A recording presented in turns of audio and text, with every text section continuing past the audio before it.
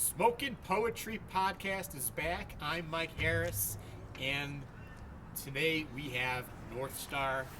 This is very exciting. There's so many ways to describe you: soldier, poet, MC at the Jives Cafe. Well, why don't you tell them who is Northstar and what are you doing here? A madman with a mouth from the south who's not afraid to flap his gums. No, well, right now, currently, I am the MC of the Overpaired Open Mic here at Jives Coffee Lounge, which we're sitting in front of. For those of you watching that may not know, we're sitting right in front of Jives. It's in the old Colorado City neighborhood of Colorado Springs. Been running the show for 3 years as of the 9th, I think it was, of October. It was 3 years I took over running the show. I've been a performance poet for, we'll say, more than 20 years. Then MC for more than 20 years. I did 15 years on active duty in the Army, a little spat in the reserves as well. Also in film school right now, and just finished my first couple short films and dreading over this one I have in post-production right now, but you know. Well, there's so many different areas here, so why don't we just start with the show, because that's how we met. All right. And what is this place here, Jives, and what is the show that you're hosting? Well, Jives Coffee Lounge is a local small business created by Randy Fair and currently co-owned by Randy and his business partner, Dora Najjar. Randy was a career musician, and when he created the coffee shop, you know, he wanted two things. One, he wanted this to be a blessing to people, and two, he wanted to support music, so he created the open mic.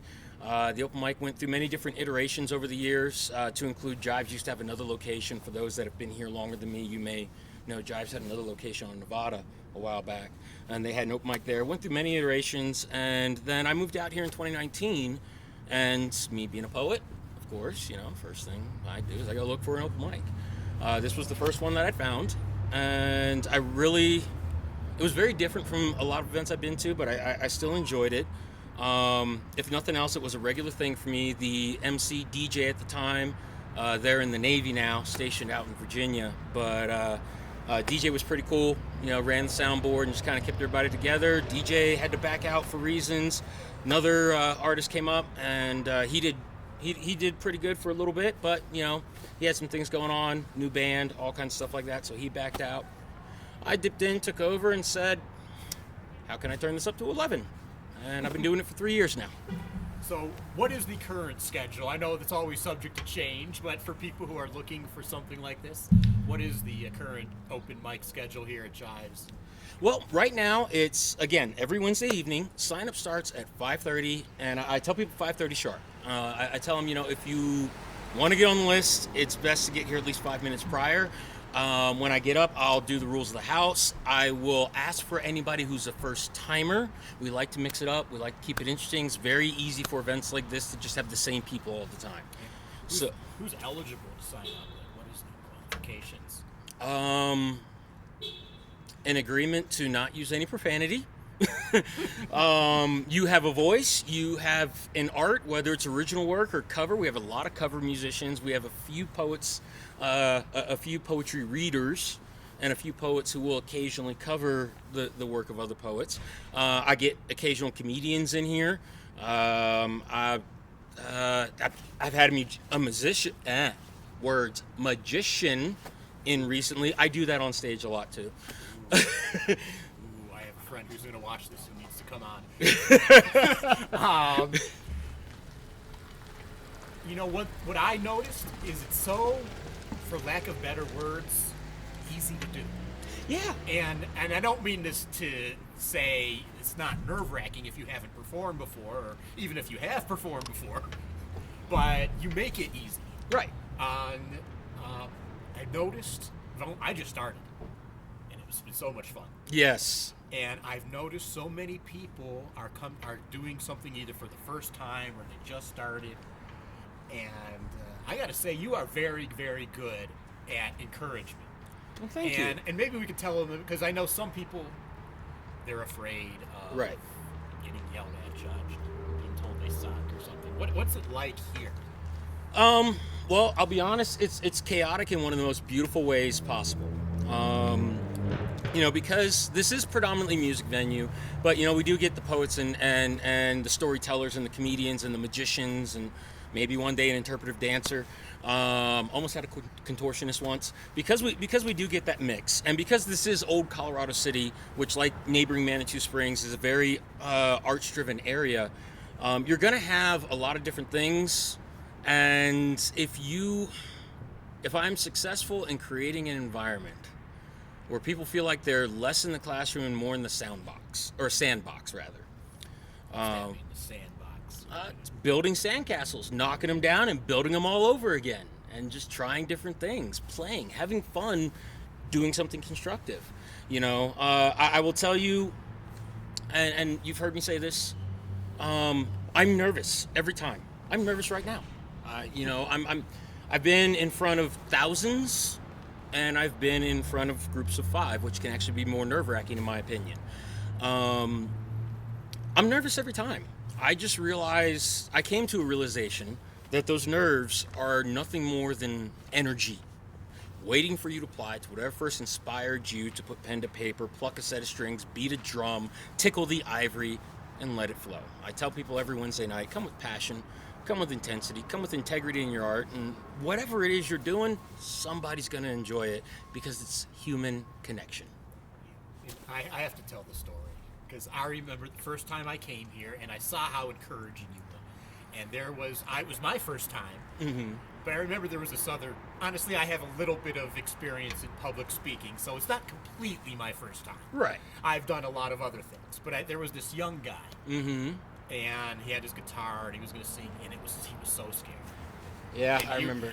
And you were so encouraging, and you got him to do his thing, and he did do his thing. And I also noticed, I came back the next week, and he came back too. Yes, he did. And I think that's largely, he didn't tell me this, but I just assume that that's largely because of you and your encouragement.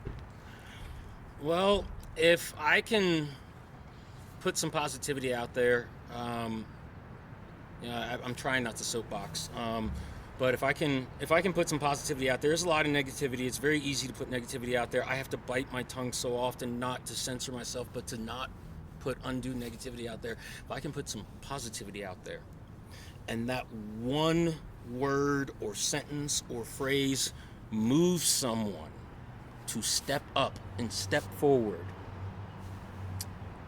even if I never see the result of that, just the possibility that could then empower them to do the same for someone else, I've done my job. So why don't we talk a little poetry? Sounds good. Since that is the name of the show, and you are a poet, and we shot this 3 times because of trucks driving through. It's all part of the fun. What kind of poetry do you write? My poetry's evolved over the years. I honestly don't know how to categorize it anymore. For a long time, I referred to myself as free verse, beat style poet. Maybe that's what I would be closest to now. I started off writing very simple, very basic A-B pentameter type poetry. Then I got into writing song lyrics. I thought I was gonna become a songwriter, and I was gonna go become a rock star and all that other nonsense. But I'm not very musically inclined. I mean, I can play a little 12-bar on the guitar. I can strum a few things. I learned little bits on the keyboard when I was a kid. But and before my hands went arthritic, I used to do a lot of percussion, but not much of a musician. So I just started doing it as poetry. A lot of intervening things in there, but it's evolved. I mean, I took very heavy to the beat style for a while, took very heavy to stream of consciousness for a while, and then as an exercise in disciplining myself, I got into practicing form, everything from your haikus and sonnets and tankas and villanelles, and I hate rondos and stuff like that. I don't even know what all those words mean, honestly. Oh, those are some goodness. words. So you really studied it intensely. It sounds like. I won't say studied so much as cussed and swore at websites and books while trying to practice the forms and styles, and eventually get it. The whole point was to discipline my mind, I tell everybody during the open mic, and on the rare occasion I do workshops these days. I will tell people during the workshops. Just gonna pause for a second. Let it pass. All right. Bye, truck. Okay, so The joys of podcasting on the street. yeah, no, it reminds me of my first outdoor film shoot, which was actually just this time last year, but I'll talk about that later. But no, where was it? Squirrel. Yeah, got it. I'll tell people during the workshops on the rare occasion that I do them, and during the open mic, the creative sides of your brain, your heart, your soul, all of this is a muscle. Or whether literally or figuratively, all of this is a muscle. You have to exercise it. Earlier before the podcast, we were talking. I talked about language. And the origins of words. I learned these things not because now I'm going to write all sonnets. No. I used to thumb my nose at the academics all the time. No. I learned these things to discipline my mind. For example, haikus. Those are haikus and tankas. Haiku 5-7-5, 5 syllables, 7 syllables, 5 syllables. It doesn't have to rhyme necessarily. Right. A tanka is 5-7-5-7-7. Tanka is 2 more 7-syllable lines. All right. I would use those during writing workshops, especially back in North Carolina when I was working with high school students. And some of the more slam-oriented ones, they would get mad at me, and they'd be like, "Why are you making us do this?" I said, "Don't worry, you'll find out. But understand, now you have to choose your words carefully. You have to be effective. You can't just communicate for the sake of flapping your gums. You must be effective."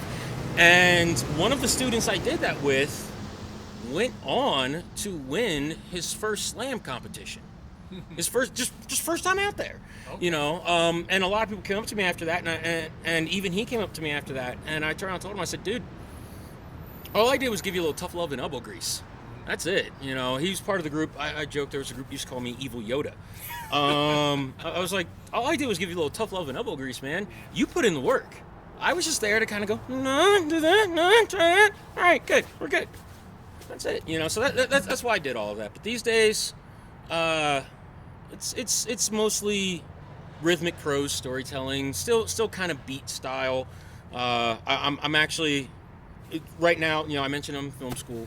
So I've been writing a lot of short film scripts lately, and that has both taxed and excited my brain because on one hand, a lot of the rhythmic stuff, a lot of the metaphor, I can't necessarily do because one of the key rules in filmmaking is show don't tell.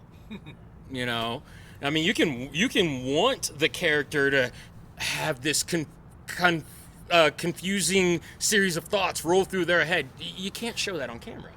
So that's kind of taken a toll on me where it comes to writing poetry. On the same token, once again, forcing myself to learn another discipline has forced me to test myself, push myself, and despite how loquacious and gabby I am right now, forced me to become more effective in my artistic communication. Has that led to anything that maybe you would like to share? Anything you've been working on, maybe? Oh, there's quite a few things. Well, I'm some things I'm kind of falling behind on as I think about it right now. But so like I said, I'm in film school. I released my first short film beginning of this year. It's called Non-Starter, and that was just a whole inside joke about the process that led to that film. That's up on my YouTube channel, Outlaw Poet Releasing. The first mini documentary I shot and directed, it went out this summer, and we just had a screening for it here at Jive's Coffee Lounge just 2 Fridays ago, I think it was. And that's it's called America's Storyteller Sculptor Michael Garman of Magic Town, which they're just down the street from us right here at the corner. Okay. And so I had Michael Garman was a local sculptor, artist, businessman, entrepreneur. I won't go into too much about it, but he passed away about this time last year. I was actually here on the premises when it happened, kind of. But anyway, I met the man a few times before he passed because he owns this whole building, the family does now. And I got to talking with him, and Siri's talking to me now. I got to talking with him, and I found his life so interesting. So many of the things that I wanted to do, fantasize about doing, like hitchhiking across the country. I mean, so many of these things he did. He lived that life. He's from that era of beat poets that I love: Ferlinghetti, Kerouac, Ginsberg, all of them. He went through that, and I would hear these little things, especially once I took over the open mic. We would talk for about 15, 20 minutes, sometimes an hour before the show. And I always knew I had to tell a story one day. I hadn't approached him about it before he passed, and then when he did, that just kind of spurred it on for me. I knew I had a mini documentary coming up. I hadn't decided. My best friend Chet Silva, he acts as my producer on a lot of my film projects. He and I were like pitching ideas, everything from, I used to manage coffee shops. We were talking about doing a documentary on, they roast their own beans here, so doing a documentary on roasting, and we were talking about all these different things, and a lot of it was stuff that's like, I've either done a tutorial video on that, or I want something that really like moves me. And so I reached out to the museum manager, Justin Sheldon, and he reached out to the Garmin family, and we heard back from Mike Garmin, the late artist's son, and we got the blessing, so we did the documentary. Mike Garmin actually appeared in the documentary, and he and Justin were both here when we did the screening a couple Fridays ago. So there was that. There's another film I just shot called Wow. Other than the cast and crew, that film will probably never see the light of day. I have to put a link in. Maybe we can give it to I don't know if we wanted to give it to light of day or not, but we'll give you that option. It was a fun story. It was a story, all right, so my first couple films I did for school, I had a few months to develop them. This one, we find out the week before the class starts that starting week 1, we have to immediately script and begin pre-production.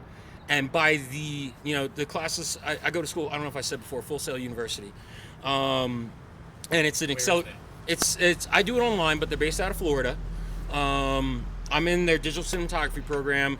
They have all kinds of arts and technology programs for filmmaking, for sound editing, for web design, video game design, the actual music business, entertainment business. They have those degree programs, but it's an accelerated course. So I do 1 to 2 classes a month, but each month it's an entire semester crammed into that month. All right, so now that's caught up. What I meant to ask you is, do you have any poems you would like to share with us? Oh, yeah, actually. You know what? This would be a good transition point. You know what? Yeah. I'm not gonna put you on the spot. But I will say, he shared with me a piece that he was working on, which reminded me of something similar, and I'm pissed at myself I don't have it memorized anymore. But it reminded me of something similar that I wrote shortly after I started attending my first open mic at the first venue I ever went into, which later became the first venue I hosted at, and that's the Coffee Scene in Fayetteville, North Carolina. And this is called Ode to the Coffee Scene. Okay, I'm going to step out and let you focus. Oh, this is a short piece. This is a short piece. And then we'll do a little break after Ode to the Coffee Scene. This is a short piece. All right. Oh, wow, I'm getting all kinds of warm fuzzies just looking at this. All right. Flying like an eagle on high, wandering aimlessly and not caring where or why, because I finally feel free in a sea of diversity here at our coffee house hangout. An ever-changing family we meet every week, we mix and we mingle, and then we take our seats, and one by one, or 2, maybe a few, will stand up and share the feelings that are flowing through our coffee house hangout.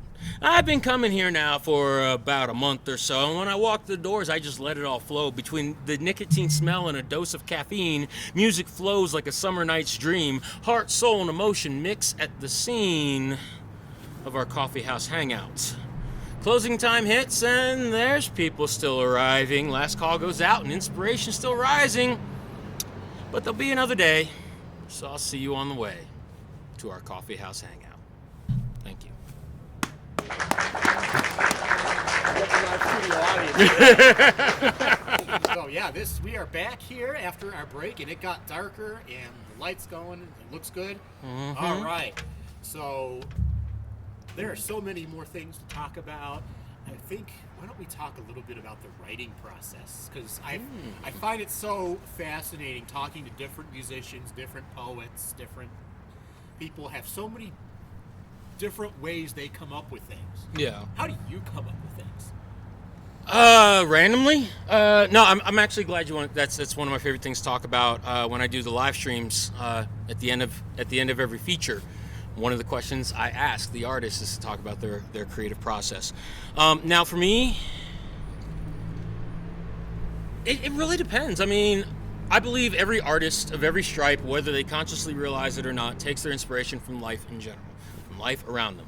People tell me they can't find inspiration. I tell them they're creatively constipated, and they need to get that out so they can pay attention to what's going on around them.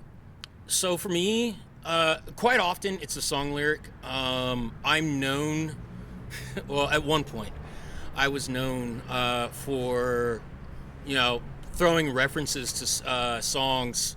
I told you earlier, and I don't know if anybody watching checks out any of my older stuff. I talk about it quite a bit. When I first started writing, my influences were Shakespeare, Poe, and Pearl Jam. And then it kind of grew from there. And my favorite band is U2. So a lot of their stuff. We have a lot in common, actually. I have a lot of favorite bands, but those two are both up there. See, there you go. But no, there's a lot of stuff. Actually, one of the pieces that I will sometimes close the night with, called Revolution of Self. That one specifically. The creative process on that was I just gotten out of the Army. This was 2013. I just gotten out of the Army. I was going through this whole transition in life that I was not ready for. And I'm looking at everything going on, and I'm having a bit of a mirror effect to when I graduated basic training in 1998, where when I went home to visit, I saw so many people arguing and fussing over stuff that was just small. It was just little. Or it was stuff that maybe was big, but you yourself are the solution. And then of course, 2013, what was going on just before and in the years following in American society and global society, I saw a lot of causes that I supported, but a lot of people trying to bring me into the causes. While I loved them, some of the folks they were affiliated with, I was like, are you aware of this hypocrisy, that hypocrisy? Like, seriously, if you're aware of it and you can give me something that balances the scale, I won't judge. But if you can't give me anything that balances the scale, I'm not going to go there. So well, you don't have to go there, but what are you talking about? What are you mean causes? I'm getting some controversial here, but what are you talking about? I don't know if we have to edit this if it's too bad. Some of y'all ready to get mad at me? BLM. I love the cause. I love what the organization started as. What it became was antithetical to so much of what it claimed to stand for. And it goes back to one of my little Tao of Northstar, I like to joke. The human capacity to rationalize and justify is frighteningly boundless. I've caught myself doing it 1,000,001 times. And it's one thing when we're inside our head and we're inside our own echo chamber. But when you're presented with something, Neil deGrasse Tyson said something that really kind of struck with me. Is like one of the marks of a true critic, I'm paraphrasing, is the ability to recognize a valid point even when you don't agree with it. And, my friends would introduce me to some of these folks, and because of who my friends were, I was like, okay, I'm sure these are cool people, And I'm not saying they were uncool people, I'm just saying the hypocrisy was stifling.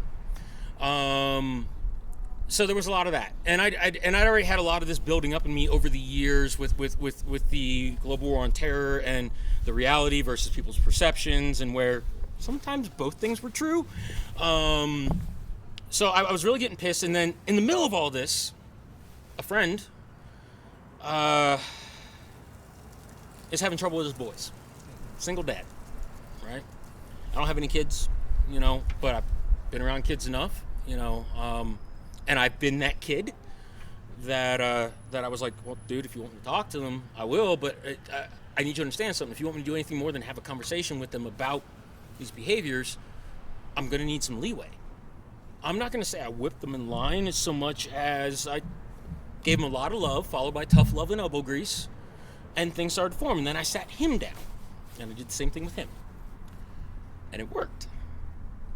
And apparently he felt resentful, which I didn't judge him for because he's a single dad, he's trying to make it work, and then look what happens. I can understand how that can stir up insecurity and all of that, but then when he started taking it out on me, that made me mad. And I'm just looking at all these different things, all these things happening. And I'm like, everybody wants to have a revolution. What about your revolution of self? For every finger you point, there's 3 more pointing back at you. And for those who, for your religious and spiritual folks, 1 more pointing above. And if you don't get right with those, how can you expect anyone to listen to that? And then was going through some heartache. And I'm listening. That's a motivator for writing there. Yep. I'm listening to U2's collaboration with B.B. King, When Love Comes to Town. And what was the line in the song? I rephrased it a little bit, but in the song it was I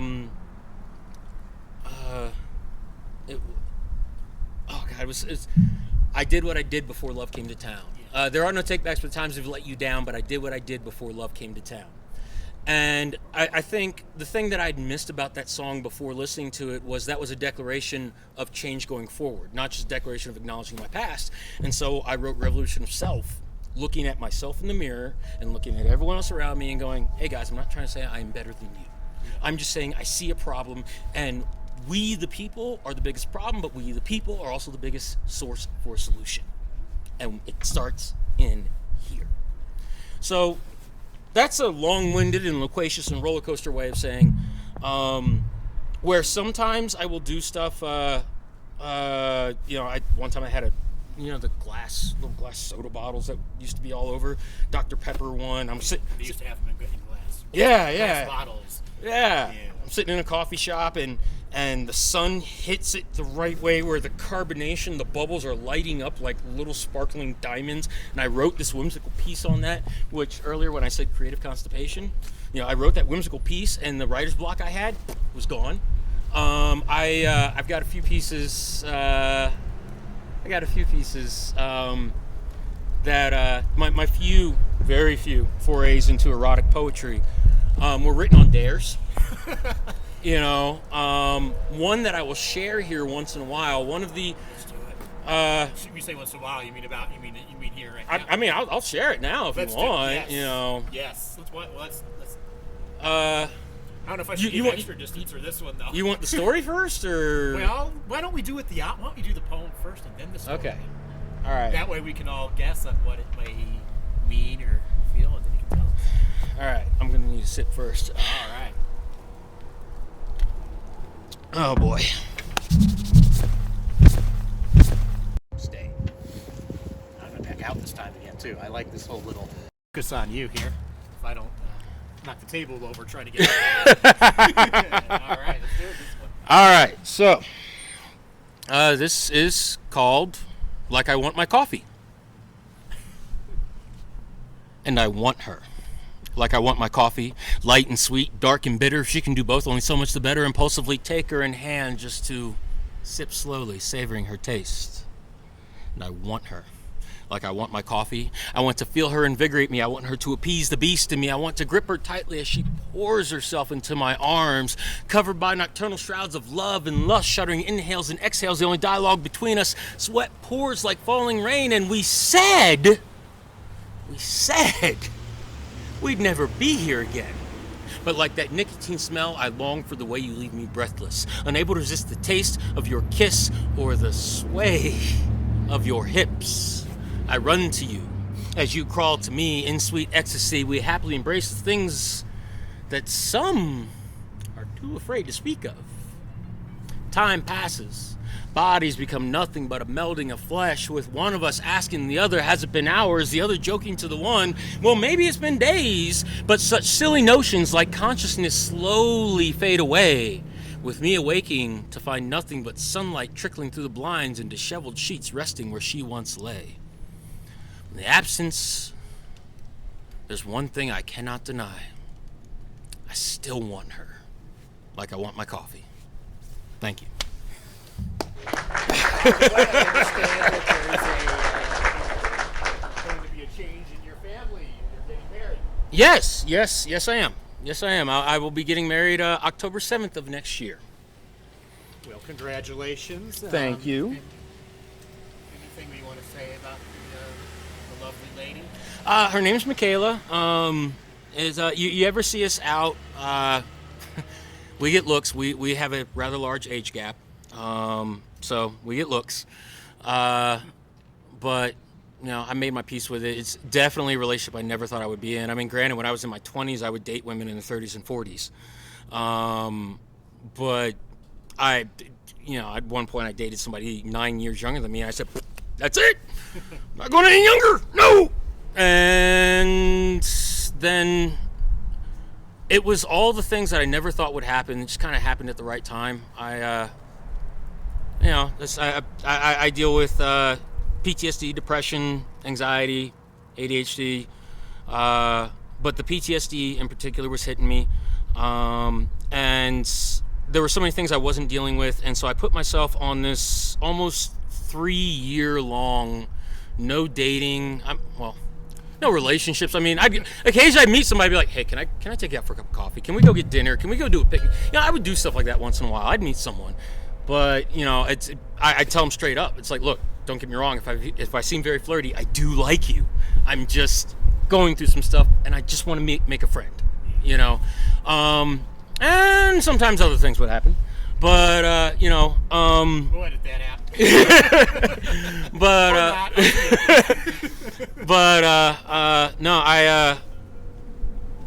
When I came out here, I had just finished a 6-month stay in the VA hospital in Tennessee, dealing with my PTSD and some other things. And I was finally feeling like I could do more than just make flirty friends, And meanwhile, my friends that got me to come out here, they're all people I've known for 2 decades plus. We all met back in North Carolina. We were all at Fort Bragg together. But one of them, their daughter had this friend that would just she was adorable. She's cute, and she would come over whenever they would come over for game nights, and we just she'd sit next to me. I started calling her my little minion because I would dare her to do stuff to people, and and we just started talking, and then eventually, a couple of them are coming up to me like, okay, look, we know this is going to sound a little crazy, but hear us out. You and Michaela, you guys are kind of getting along. And I was like, yeah. Is that what it's called? Getting along. I was like, well, I mean, yeah, I have fun talking to her, and whatever. And I mean, granted, if I was still, she was 19, and if I was still 19, I'd, and they're like, no, I'm not saying date her. I'm just saying don't be close to it. And I was just kind of like, okay, all right, whatever. And then we got talking some more, and eventually, she told me how she felt, and I went to a bunch of people and expecting everybody and their brother to talk me out of it, and all of them went, don't get us wrong, it gives us pause and makes us take a step back. But every one of them said the same thing. They're like, when I'm sitting back to look at it, and I watch the two of you together, and this and that and the other, it's like, I'm two of them specifically said, it's like I would sit there and watch the two of you talking during game nights, and I could see it. And I was just like, this is the exact opposite of the start of any relationship I have been in. Let's see what happens. And we've been together 2.5 years now, and we're getting married next year. And she puts up with all my crazy. I am guilty of TMI left and right, so I'm kind of biting my tongue right now. Yeah, brain mouth filter don't always work. No, we. It's all fun here on the Smokin Poetry Podcast. It's all fun. But yeah, no, we really kind of hit it off, and when I first proposed to her, I proposed to her beginning of this year. I knew she was going to say yes because we had talked about, if we get married. Yeah. My longest relationship had been 3 years. I'd been engaged a few times, never married. My longest relationship had been 3 years, and it was okay. We're at the 2-year mark. This is the point in the relationship where I start going, time to make a move or move on, and don't waste this girl's time. And I can't tell you how many times before I went and bought the ring and everything, I sat there and I literally, the same way I take a debate on social issues or anything else, I put myself on the other side of the argument and I argued against my own position. And no matter how much I did it still came back to her. All right. Back. It is Siren Day here. Yep. But we'll have the edit will just be seamless, other than my talking about it. But we were kind of talking about the inspiration and I know I found it easier to put your feelings into prose or poems or something than to just say it. Yes. How does that impact people you've met and talked to and other soldiers and things like that? Well, especially with soldiers, especially with soldiers, service members in general, we are brought into a certain culture when we raise our right hand.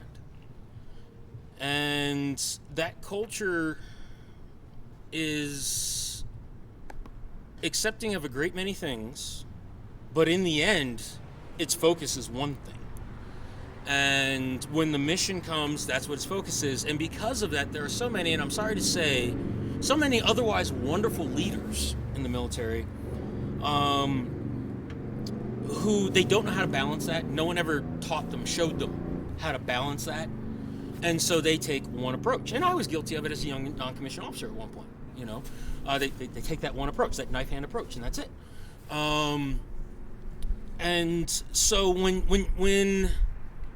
you're like me and your mouth gets you into trouble because, your mother kept telling you all your life you're too honest for your own good and you never figured out what that meant until you were 30. So your mouth gets you in trouble. Realizing when you learn to realize that it's not always that they don't want to listen to you, but that the way you're communicating is something they don't have time for, don't grasp, whatever the case may be. And then you find a way to organize and compose your thoughts that allows you to be more direct, deliberate, and clear in what you're trying to say, while at the same token allows you to process and deal with the feelings, not so that they go away, but so that they are easier to handle. It makes a heck of a difference. Just me, when I finally stopped kind of hiding, I kind of lived two separate lives. There's life of soldier, life of poet. By the way, when did you retire?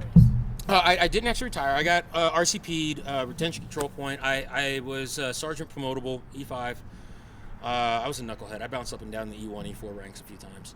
And then by the time I made 5, the Army, a lot of things were changing. I had gone through a series of injuries and was too stubborn to admit that physically I couldn't keep up anymore.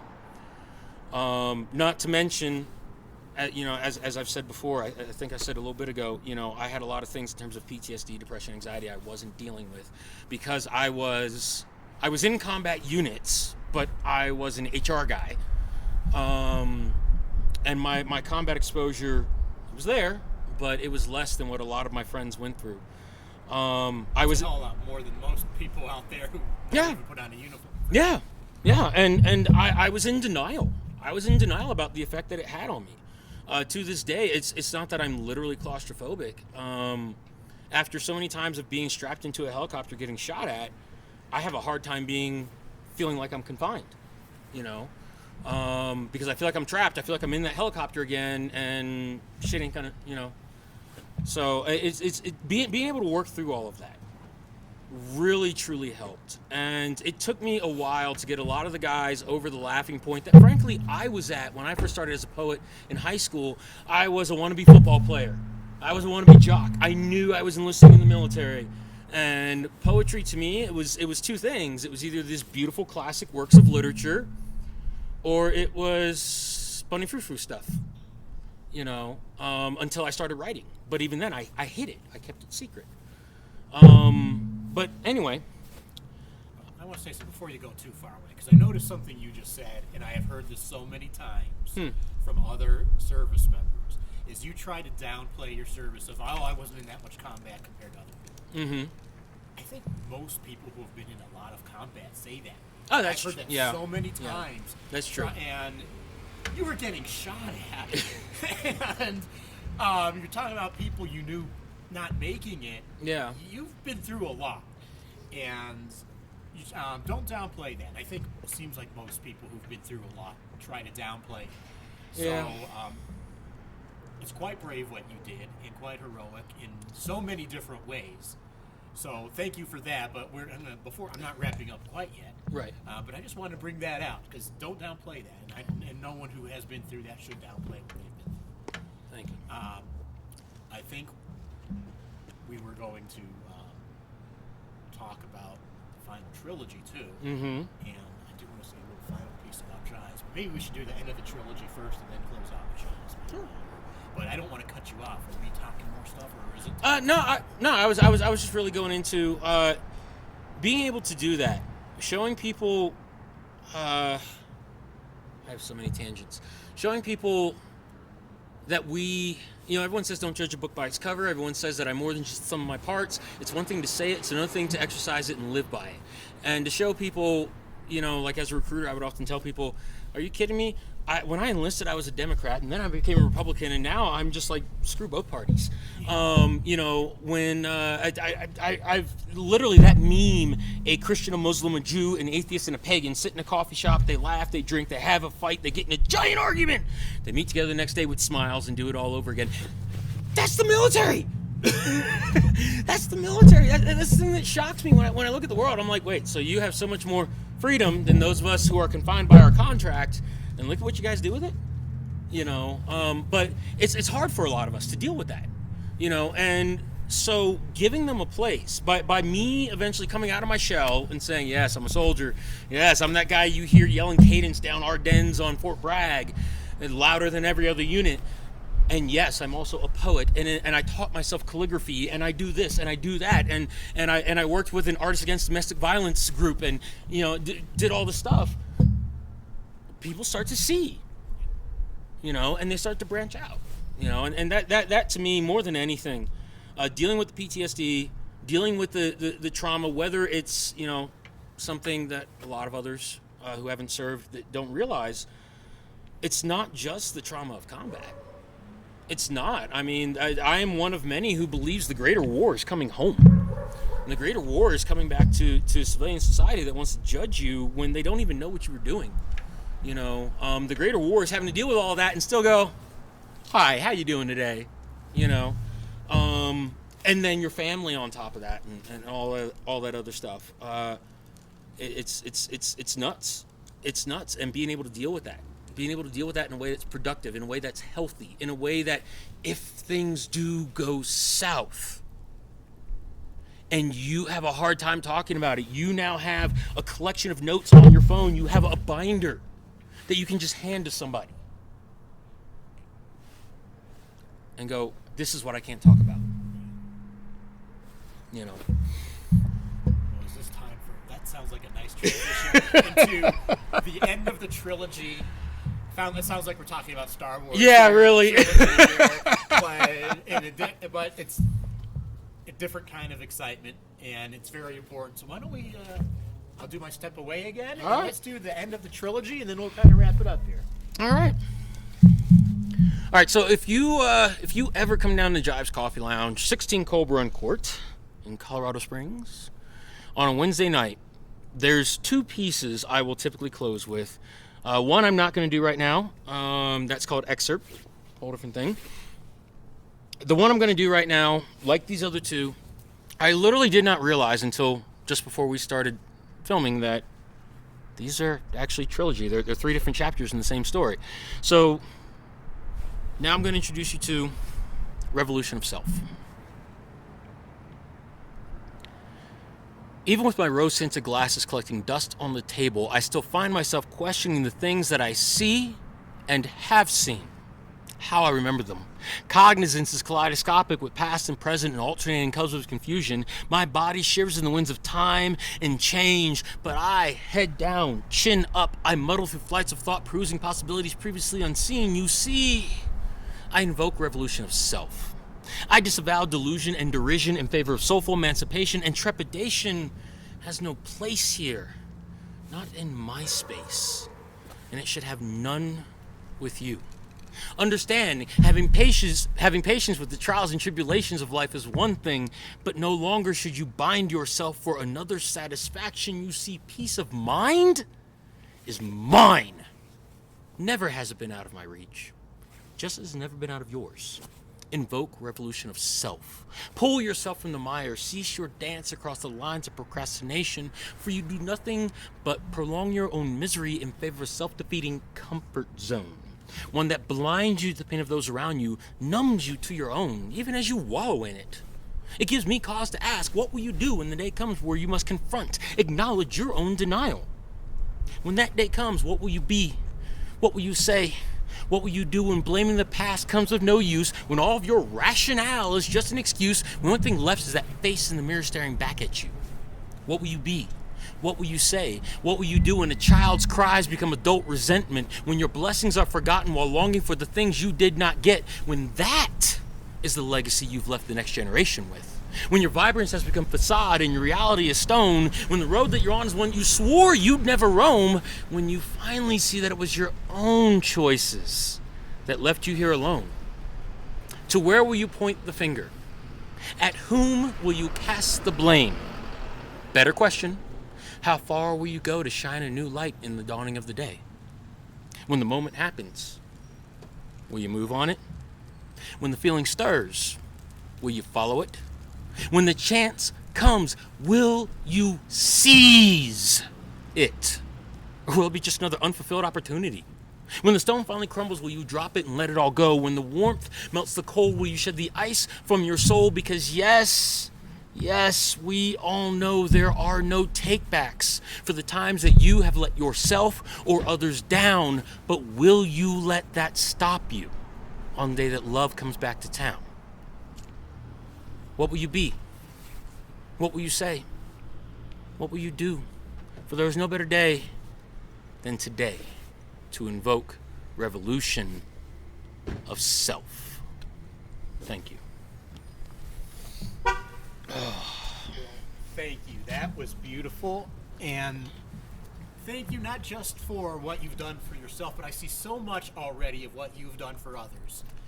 I see how much encouragement you give, and I'm one of those people, because frankly, it's always nerve-wracking to stand up, speak about your feelings, and you bring it out. And so I thank you so much for that. I want to thank Jives. I just want to talk a little more about Jives. It is just, one thing I really want to point out is what a friendly, welcoming atmosphere it is. Yes. And it is kid-friendly, too. Yes, it is. Yes, it is. I don't see a whole lot of drunks here. Do they even serve alcohol? Actually, they do. There is a limited beer and wine selection. Every now and then, especially if my fiance is here with me on a Wednesday night, every now and then, I'll get a glass of wine. Or during the wintertime, they have mead. Or more specifically, if you've ever been to Germany, you know what Glühwein is. They have their own version of Glühwein here. Mwah! It makes me miss Germany. It's brilliant. Love it during Christmas time. So there is a limited beer wine selection. It's meant to be an accent, not a It's not like the bars. Right. It's and it's all local stuff. It's either stuff they get from local wineries or breweries, or in the case of the mulled wine, the Glühwein, they make it themselves. So, there's that. But otherwise, everything else, the food, the drink, we keep the event all ages. When I first took over the show and I talked to Doran and then I talked to Randy, both individually and collectively, they were a little worried, especially as a poet. We kind of have a rowdy reputation, especially the slam poets.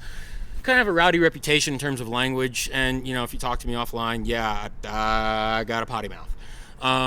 But for me personally, it's something I told them when I took over the show. I said, I came to a decision early in my performance career.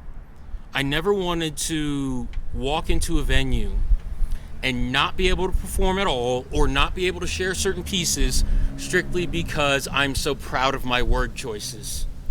And so that's where, when I do write with profanity, I don't so much compose as much as I hypothesize and theorize alternate phrasings. I do that anyway, just as a performer. What I do on stage is not always verbatim what's on the page. But also, I wish I had things like this when I was a kid. When my mother found out what I was doing, she was like, oh my goodness, I was hoping to find places like that for you. I wish I had places like this as a kid. So you or I could sit here and say all day long what we think is appropriate language to use in front of children or teenagers. How about instead of trying to judge that, we support it in a way that doesn't exclude everyone? And so I told him, I said, you don't have to worry about that. And people let a word slip once in a while. I've let words slip once in a while. You're not going to be hanged right away if No. you make a little mistake, as long as you're not gratuitously trying to offend people. Most of the time, unless you've either started a litany or unless you are just like constantly coming back to it, where every time I relax, boom, there goes another word. Unless that's happening, most of the time I'm going to wait till your performance is done. And I'm just going to be like, watch profanity. All right, if especially when it's the first time. First timers are usually the ones that do it. Now, again, if it's like either a litany or if it's just a recurring thing, then I might, because I usually sit right. I'm pointing like you guys can see the stage. Yeah. I usually sit at the Don't table. be polite about it. Yeah, I'll just kind of language. But it's a nice place, and say even if you're not a performer, right? Come and check out what other people are doing, and say. You talked about B.B. King and U2. Mm-hmm. I've actually seen both in concert, not together, at different times, and they were fun. But you know what's even more? Getting up here, yes, and checking out. I love B.B. King. I love U2. I love all those big, Pearl Jam. But I would rather come here. Oh yeah, and see what genuine people are doing, not necessarily the world famous rock star. I think this is much better, and frankly. A little bit cheaper too. Yeah, you can pay $10,000 for the seats you get here to see someone who's really genuinely doing their stuff. So, so thank you, Northstar. Thank you. Thank you to Jives, and thank you to all the viewers. And I think we're going to get a lot more viewers too with you. Well, I hope so. I Jives. just hope everybody. Don't ever tell yourself you can't. Unless you're talking physical, mental, or emotional limitations. Can't is the biggest four-letter word in my book, and I would hope it is for at least some of you, because it's the moment you take away your own power. We are all creatives. Some of us find sooner or later specific veins in which to explore. So if you're out there, whether you're sharing or not, well, keep writing, keep listening, keep learning, and when you're ready, come out here and start and keep sharing, because one word from you can speak volumes to someone else. I'm going to stop talking now. What a better way to go out. See you next time on Smokin' Poetry Podcast.